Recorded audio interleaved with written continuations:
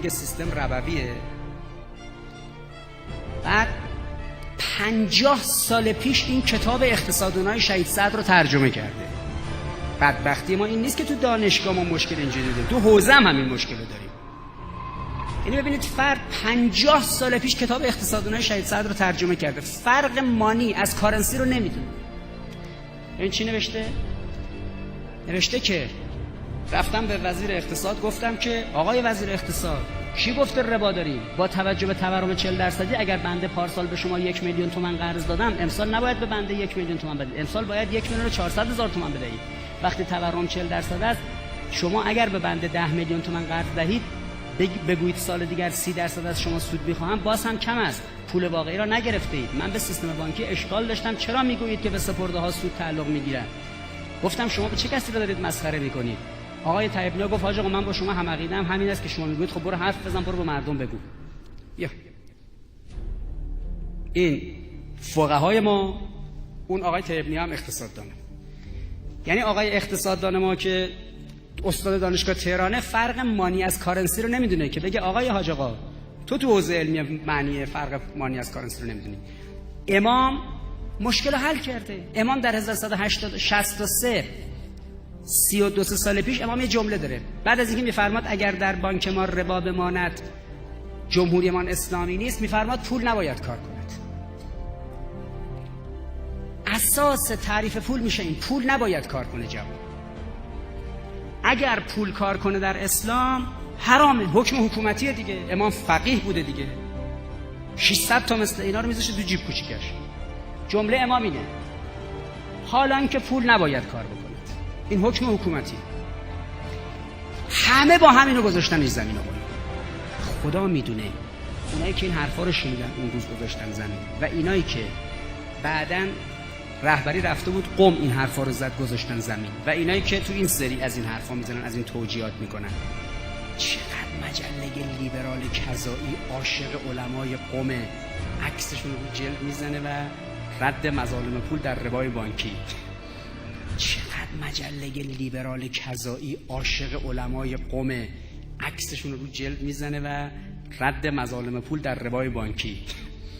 چقدر مجله لیبرال کذایی عاشق علمای قم عکسشون رو جلد میزنه و رد مظالم پول در ربای بانکی. اینه که امیدی به این افراد تو حوزه و دانشگاه نیست، خودتون بلند شده کاری کنید. رک توی 110 تا دانشگاه گفتم، این 111 در حوزه علمیه و در دانشگاه امیدی به هیچ استادی نیست جوون. اون جمله که رهبری گفت آقا جادوی پولی و مالی دشمن رو بشکنید.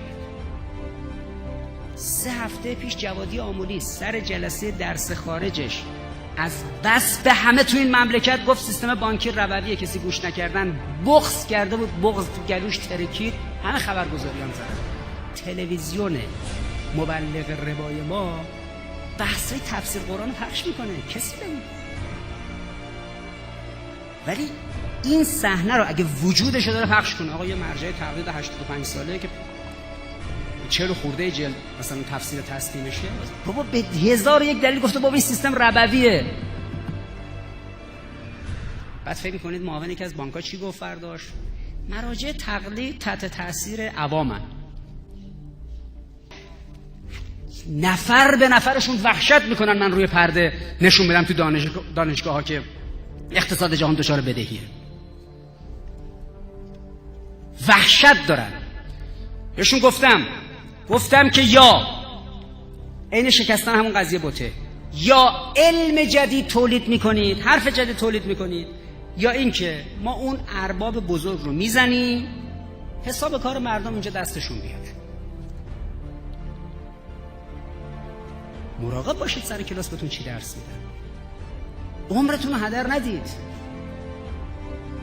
هر چیزی رو که از اون ور دنیا ترجمه کردن که آدم نباید در بس ذهنشو بده دست اون. اینه که امیدی به این افراد تو حوزه و دانشگاه نیست، خودتون بلند شده کاری کنید. رک اینه که امیدی به این افراد تو حوزه و دانشگاه نیست، خودتون بلند شده کاری کنید. رک اینه که امیدی به این افراد تو حوزه و دانشگاه نیست. خودتون بلند شید کار کنید. رک